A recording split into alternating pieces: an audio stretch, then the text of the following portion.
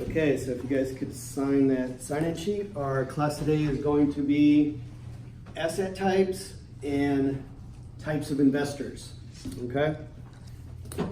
So before we start, let me ask a few questions just about different asset types and see if who here knows the answer to any of these, and if not, you'll at least learn these 4 or 5 things during the class. Who knows what a co-tenancy clause is? I think I know. Yeah, come on. Yeah, that's when occupancies are from 2 different entities are made into one, like a partnership or whatever it is. No, there's something that's similar to that, but I'm talking more on a retail lease. Oh, okay. Mixed use? Co-tenancy? Co-tenancy. Isn't it basically when there's two tenants on the same lease or something like that? Like it's- Okay. Co-tenancy is when someone that's leasing in a space ties their tenancy to something else or someone else. It's more like the small company is making it a provision that if the anchor, like Sears or Macy's, goes out of business, they have the right to either break their lease or they have the right to get lower rent. Okay, but now some of the more sophisticated investors not only have it tied to an investor in their same shopping center, but they can have it tied to like a Walmart supercenter like right across the street that brings traffic in. So they have a co-tenancy clause that if something happens to that Walmart supercenter, they get a right to break their lease or to get cheaper rent. So that's a co-tenancy clause. But it also does it, a co-tenancy too. Let's say that a person buys a standalone retail place, like a dollar store, for example, and the corporation guarantees the lessee is going to pay. Yeah. So if the lessee doesn't pay, the corporation's on the hook for it. Yeah. Isn't that a co-tenancy also? It's a sort of one, but it's more considered a corporate guarantee, where it's kind of like a cosigner, where that's why Yeah. investors will. Yeah, but it is a type of co-tenancy, Yeah. but this is a co-tenancy clause in a lease that is specific I to see. Okay. retail. So basically, it's a way for you to break your lease. It's tied more to traffic and to a certain anchor or something that brings traffic to that area. Yeah. Okay, multifamily.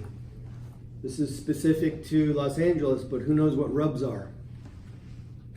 Well, Isn't it, I know this type of, something like not low income, but if something happened to the property, so now they're in rub, so they have to there's some type of penalty or something like that. Is that what RUBS is about? You're thinking about something else. I'm thinking about, this is more about older buildings and about utilities. Okay. How about SCEP? You know what SCEP is? Okay. I'm not trying to stump you guys. I'm trying to let you know that there's little things in every single asset class that you have to be the expert at, and that's why it's hard to be an expert in every single part of commercial real estate. Well, let me just go into it so at least you know. RUBS is Ratio Utility Billing System, and that is a big thing in LA because a lot of the buildings are so old that they are not individually metered. So it's a formula, a legal formula that you have to go by if the owner wants to get reimbursed for electric, gas, water, garbage. And it's a formula based on number of square footage in the unit and also the number of occupants in the unit. So that's a way, because you got 1 meter coming in for gas and you got 20 apartments.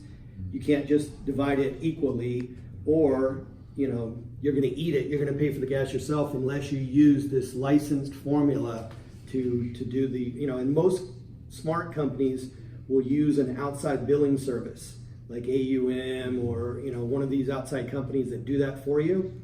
Yardi has a big one that they use. And SCEP is something that is with all apartments in Los Angeles.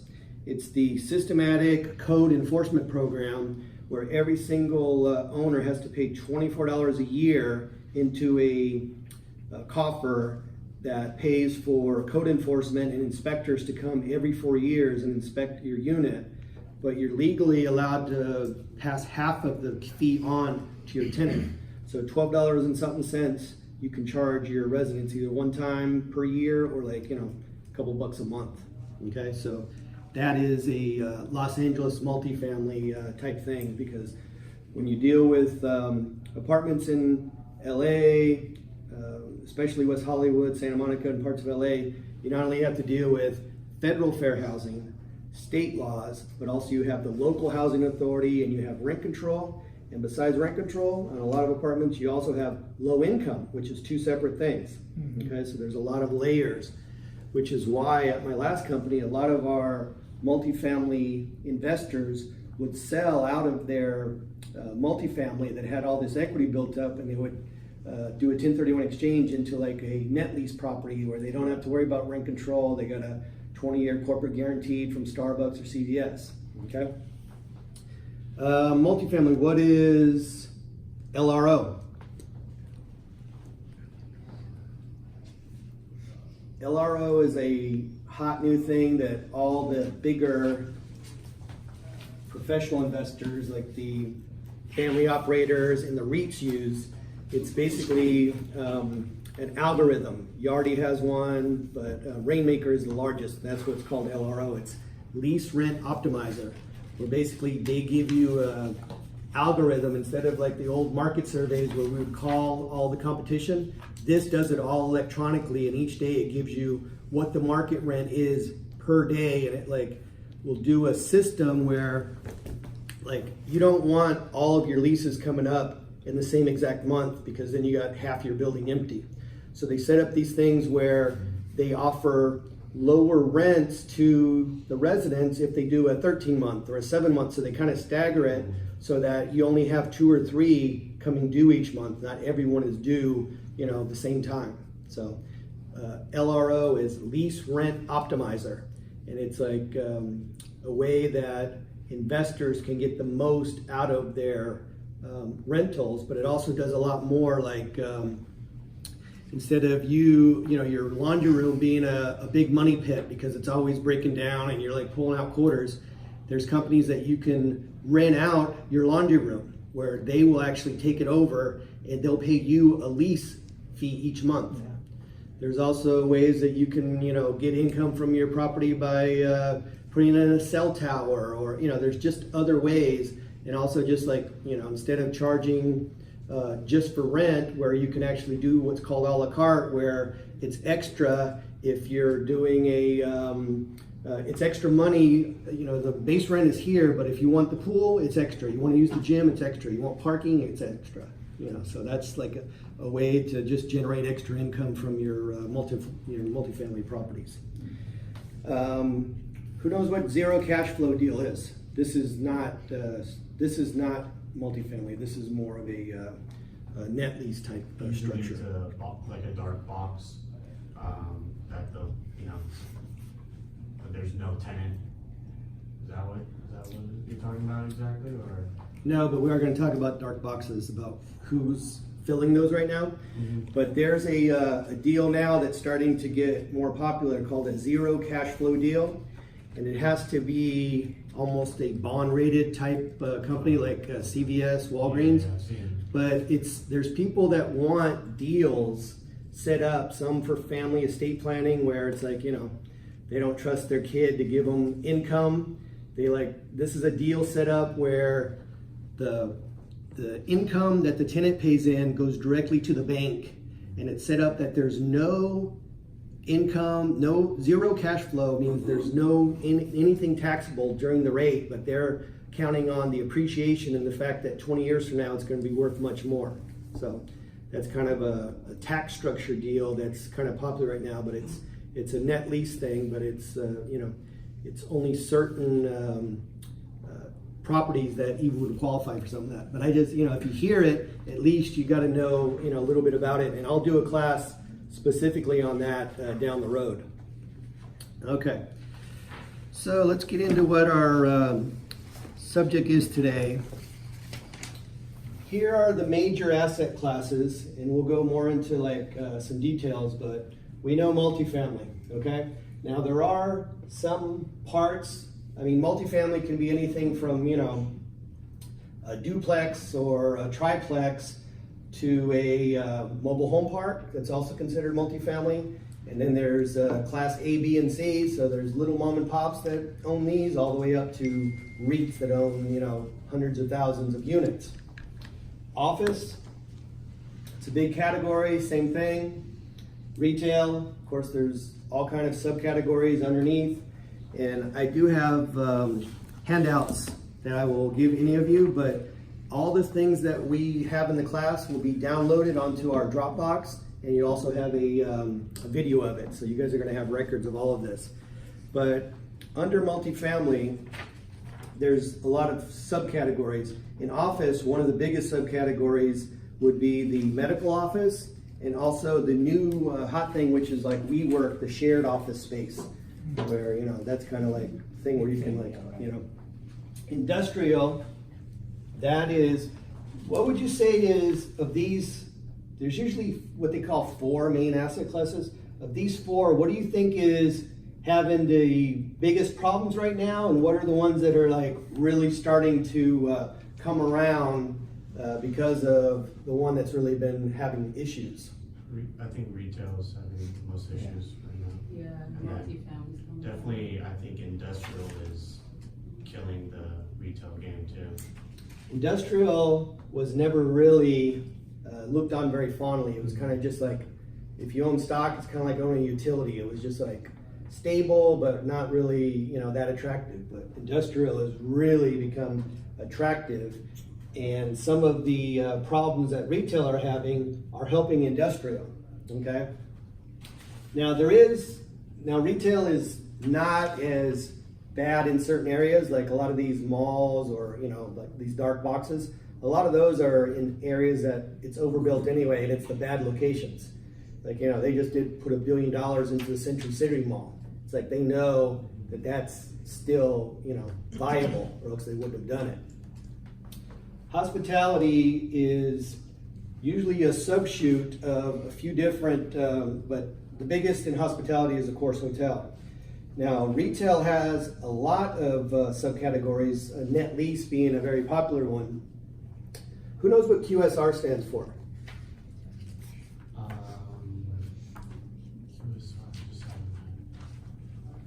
I know usually the retail, like, you know, the guys who advertise retail, there was like QSR, but isn't it like Burger King? Like, Yeah. like You could just say safe- fast food, safe but investment? the new term that they use is QSR for quick serve restaurants. Yeah. But that's like, you know, that's your Denny's, your, you know, so Yeah. QSR is kind of like its own little category, and there's some people that's all they do. Like I had a couple agents, that's all they did. One, he did nothing but like Bojangles and, you know, Burger Kings and just, you know, that kind of thing. And in that space, the two prime that you never have to look for, I mean, you will have buyers fighting you down if you ever can get a Chick-fil-A or an In-N-Out, okay? They have double the sales of any national competitor, but they also have just like people that are so loyal and love them. Some of the others that do well is, you know, like a Whataburger in Texas, they have a pretty good following, but In-N-Out and Chick-fil-A, okay? On retail, one of the ones, Whole Foods and Hobby Lobby. Believe it or not, Hobby Lobby, a lot of it has to do with their profit margin, but it's also their, they have a lot of evangelicals and investors that just love the company and love the brand, and they just, you know, fight when one comes available, okay? All right, so on industrial, some of the subcategories that kind of are popping right now, cannabis, okay, especially out in the Inland Empire. I have an article here talking about the biggest market right now in Southern California for industrial. We have 20% of all the industrial business going on right now. It's because they have vacant land. But one of those is we have the port, biggest port in LA, and they need to have some place to warehouse those things. and the cannabis thing is growing, and that area out there is very receptive to the cannabis industry. And it's been growing at a pretty good clip, but it's kind of stifled now because there's still the federal restrictions on, it's an all cash business, all that. So if that ever gets fixed, it's even going to grow more. But we have a lot of the capital here in LA, but we don't have a lot of available land, but that's what they have out in the Inland Empire. They have actually 500,000 square feet under construction right now. Okay, 500 million actually. Okay, all right. So the other sort of categories to look at are land and mixed use, and this is more for like investors that are buying this land for development. So development problem. There's also a thing called land banking, where someone will just buy in an area they know is going to be up and coming, and they just sit on it for years until it doubles or triples in value. Okay, so under the land part, there's something that used to be big that now is starting to come back around, and it's called plottage and assemblage. And it's where you get an investor that wants to build a big apartment building, and so they will have you quietly go and start buying land. Like, you buy that corner, then you buy the next one, and you buy it under separate entities because they don't want someone to know that they're putting together a whole city block to build a big tower. Okay, so that's a very big thing right now, especially in parts of LA where it's just so expensive to buy. But if you can, instead of having small little one stories, if you can get permission to change the zoning and to build, but you got to have all of your due diligence. It's got to be, they give you variances now if you're close to like a subway stop or corridor, because they want to have those walk-friendly type neighborhoods. And then we get to the next biggest thing that they would most likely approve, and that would be mixed use. The most popular mixed use, of course, is apartments up top and retail down below, but you also have a lot of mixed use where you have warehouse mixed with office. Okay, so that's also a what's called light industrial or mixed use type properties. Okay, so some of the other things that you can specialize in, because one thing I want you guys to get through is that you can't be good at every single type of property. Okay, so if you find something that you have a good background, like if you are from the entertainment business, if you're from the if you used to own gas stations, that's a perfect thing for you to go into, because parts of that industry that no one else is going to know, and you're going to have connections in that business. But here's some of the things that I've had agents specialize in, and they're all subsets of these major asset types. I had somebody that just did gas stations, okay? Because why learn all those environmental laws and all the hazardous waste things that are involved with that? And it's a tough business to learn, but if you learn it, you can do very well in that. Car lots, churches, raw land, mobile home parks is a very good specialty that you can just do that. Franchises, Denny's, McDonald's, Midas, business brokerage. Okay, so whenever we would sell we would usually just sell the land, but if there was an operating business, normally we would bring in an outside business broker. But here we're all set up and we're licensed for that. So basically, we're talking about small businesses. People that own a restaurant, someone that owns the dry cleaners. Sometimes they own the land, sometimes they just own the business itself. So it's more the inventory, the goodwill, and you got to have a good set of books, which sometimes they have two sets of books. You just got to be careful there.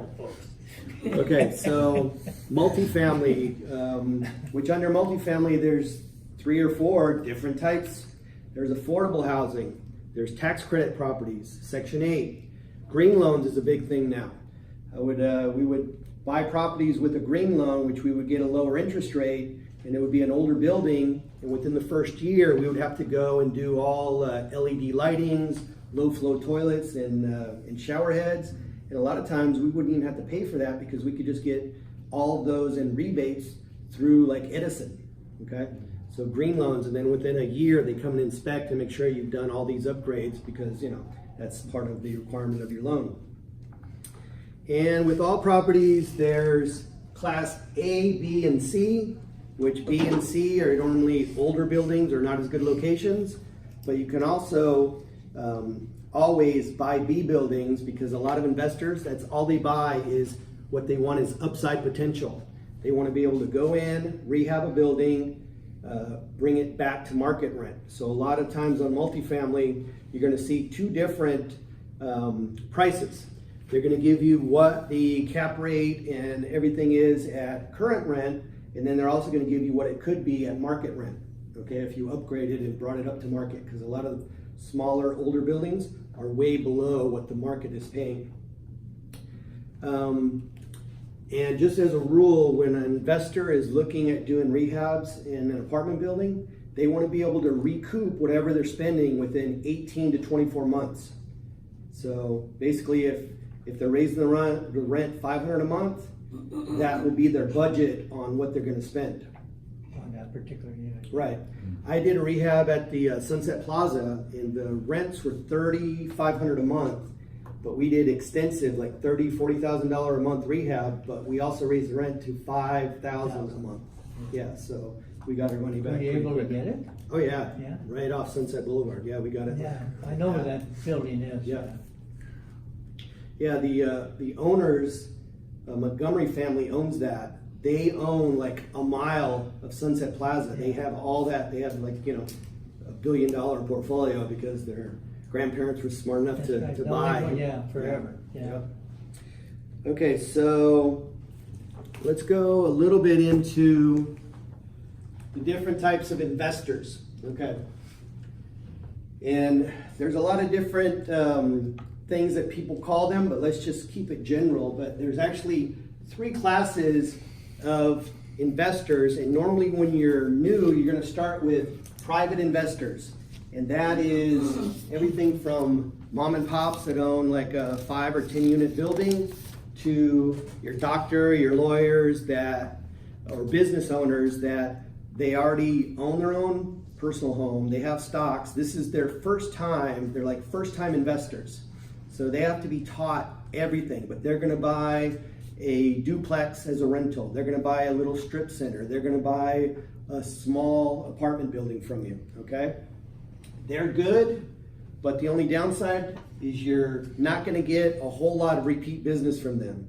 The first time the building you sell them might be the only thing you ever sell them, or maybe another years down the road. So you're not going to get a lot of repeat business from private investors. Okay, so it's something you always want to be cultivating, but eventually you're going to want to move up to bigger fish.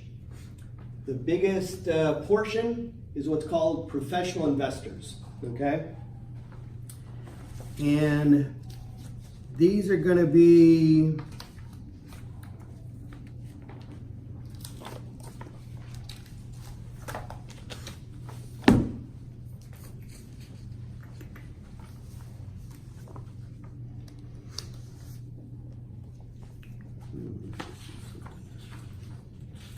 okay, there we go. So, professional investors are owner-operators, especially in multifamily. A lot of the medium-sized companies, they can have hundreds or thousands of units, dozens of buildings, so they can be pretty large, but they're going to have owner-operator type setup where they don't pay an outside company to manage their buildings. They do it themselves. Yeah, they do it themselves. This also is going to include developers and large franchisors. Okay, so those are all. It's also another thing that they're called is called family offices.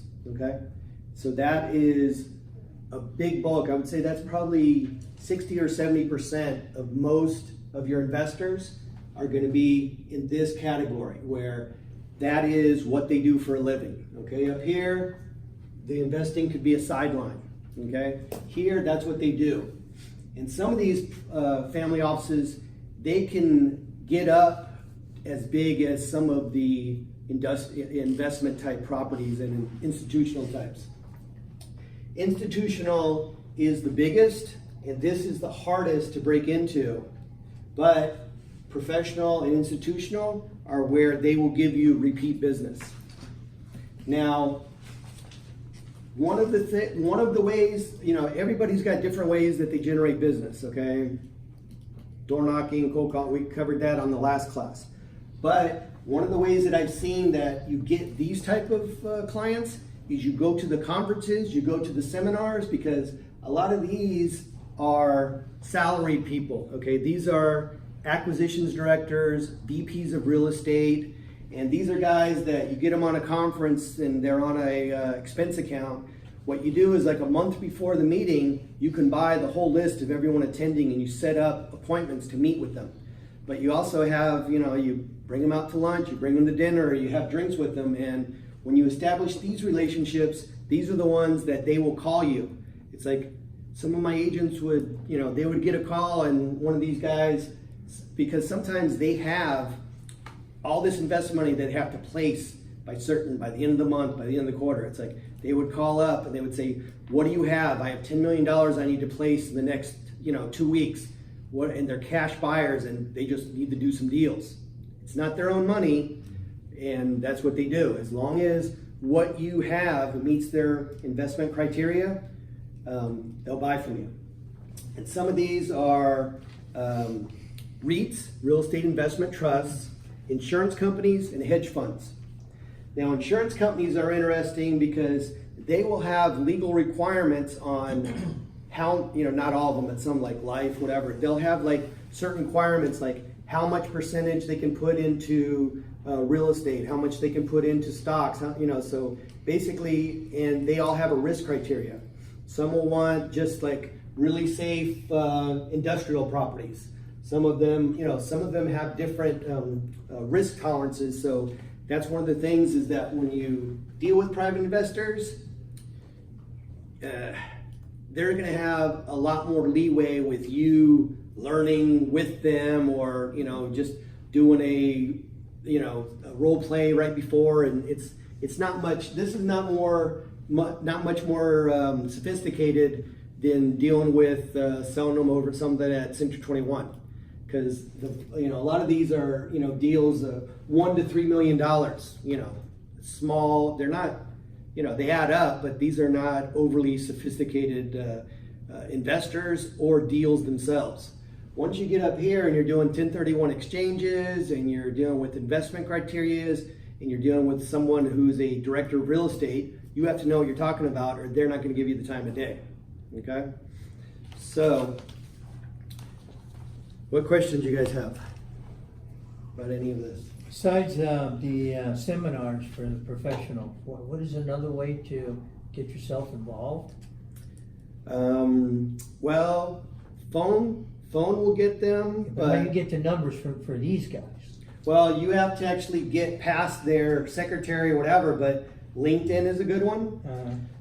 So if you have their direct email, sometimes you can go around their secretary, because sometimes getting on the phone. But once you actually have had meetings with them at some of these seminars or conferences, sometimes you'll get their personal cell phone, or their secretary will know that you're not just a cold caller and that you guys have a relationship. So, but they work for companies. So how do you get to companies? I mean, how do you know which companies are these professional investors?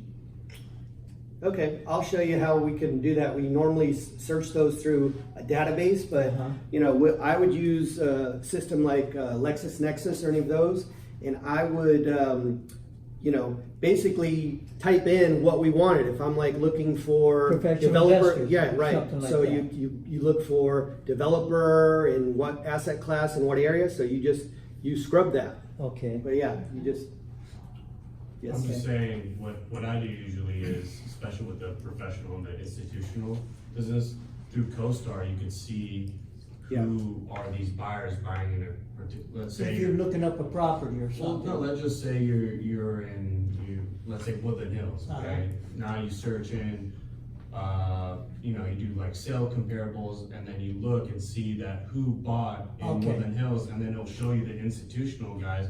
You could go ahead and They have a website and you could call to. Oh, yeah, It's good. very easy. It's Yeah. honestly easy Okay. to reach Yeah. out to them. They're Yeah. gonna But answer. going on their website is a good way to like see, because a lot of times they'll be very specific on Yeah. what their requirements are for buying. Now these institutional, you're gonna do a lot more deals to start with by bringing them something and them be the buyers, because a lot of times they don't sell much because they're long-term. Yeah, right, They yeah, don't, right. you know, they hold on Yeah, right. forever. But if you have something good, you can Right. present that to them as Right. buyers and then. And if you can convince them that you have off-market things that they just can't find on their own, because they have their own brokers, they know how to look, you know, on Oh, yeah, CoStar and right, things. So yeah, right. it's about you being able to bring something to them, to the table. There's another thing that's out there that's available but tough to get. And some of these, especially like developers and franchisors, they work with a lot of different brokers, but sometimes if they get a good relationship with you, like I have one of my former agents who is a master broker for Verizon, one of Verizon's largest retailers. They have 800 locations. So basically he's like working for the company, but he's still an outside broker. But they've done so many deals together. He doesn't want to go to work at the company, but basically he represents them in all the real estate All this deals. stuff, Yeah, so that's another situation where sometimes you won't deal with someone who's an employee. You'll deal with someone at CBRE or at another brokerage who's their master broker. And if you want to do a deal with that company, you got to deal with that guy. So when you're farming these guys, it's good to have a piece of property in your mind. Yeah, definitely. Definitely. If you don't have something, like when you get on with them, if you don't have something that's going to get their interest right away, they're off. Yeah, Yeah. yeah, they don't have time. Yeah, right. It's not just, hi, how are you? You know? Yeah, yeah. Or They're not what there I'm to shoot. drinking. Yeah, Yeah. Even if it's I not your own get it, yeah. property, you can still mention something off market within the office. Right, there you go. Whatever comes up or. yeah. When you guys are new, you should always use the company itself with, you know, all the deals we have going or that we've done in the past, just to give yourself, you know, some track record until you actually build one up on your own. Any other questions? Okay. Thanks, guys.